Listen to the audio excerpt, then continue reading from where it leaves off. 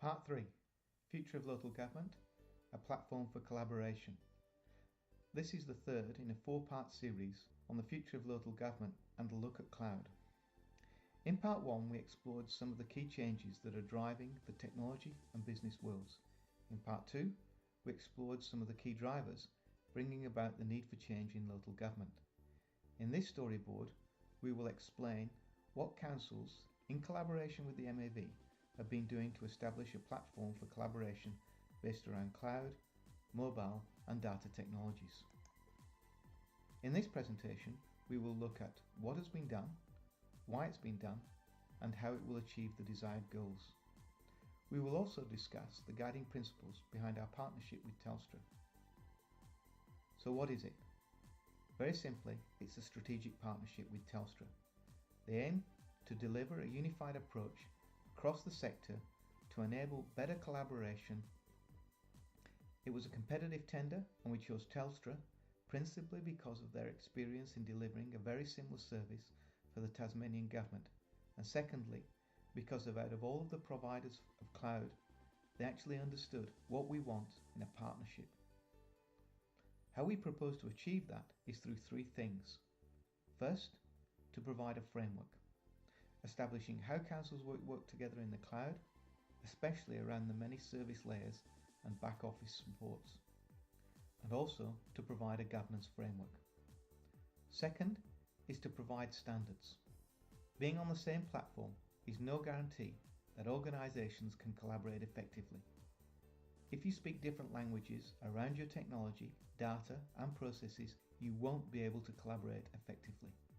Therefore, the platform needs to establish standards for technical interoperability, data interoperability and process interoperability. The third part is to provide a platform. This platform consists of a shared infrastructure upon which the MAV and councils can start to establish a shared set of services.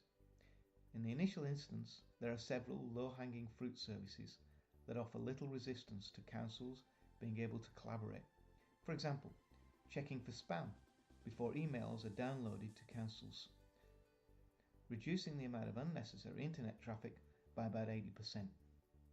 So what are the attributes of this platform? Firstly, it has to be a modern, high-capacity cloud service.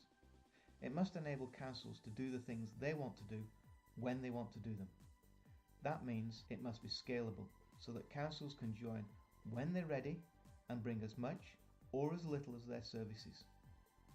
The concept of a modern is important.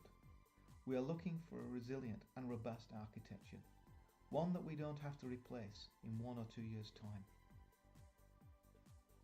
At the business level, we're looking for a platform to provide councils with a single interface to the internet and cloud services.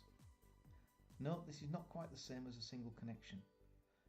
The service must be secure and respect councils' need for privacy. Councils must be able to be in control of what they share and with whom they share it. And finally, the service must be affordable and sustainable.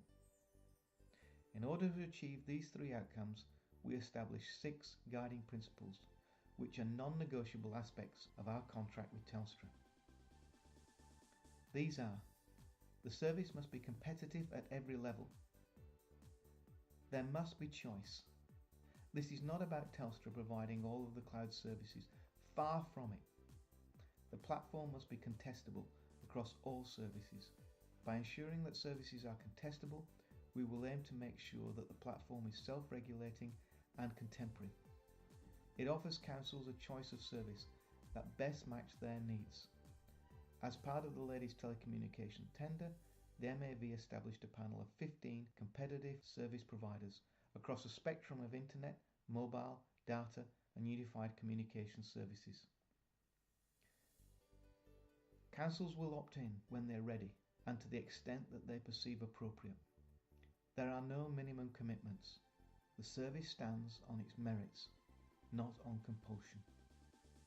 In selecting a strategic partner, they are responsible for the end-to-end service assurance.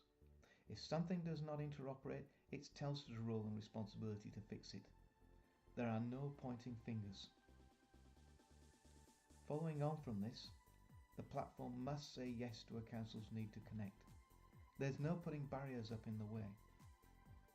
And finally, the establishment of the platform is paid for as we go. It's not a capital-based project. That provides a brief overview of the cloud partnership agreements entered into with Telstra. However, translating this into a strategic advantage for councils requires more than just appointing a strategic partner. As a sector, councils must consider how they want to implement cloud.